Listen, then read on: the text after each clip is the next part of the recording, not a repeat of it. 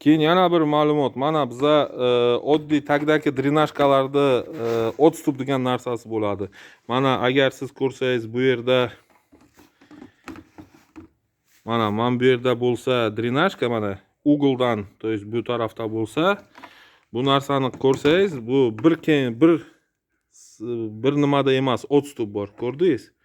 То есть bu tarafda, bu cheka tarafda, bunisi bu chekada. То есть ana shu narsa, как бы когда shamol bu yerdan tashqaridan shamol urganda, u ramani mana bu ichidagi nimasiga uriladi, to'siqqa. Bu yerdan kelib chiqadi. Shu narsa evga o'ydi ichiga shovqin kirmasligiga sabab bo'ladi. Agar bu to'g'ridan to'g'ri teshilsa,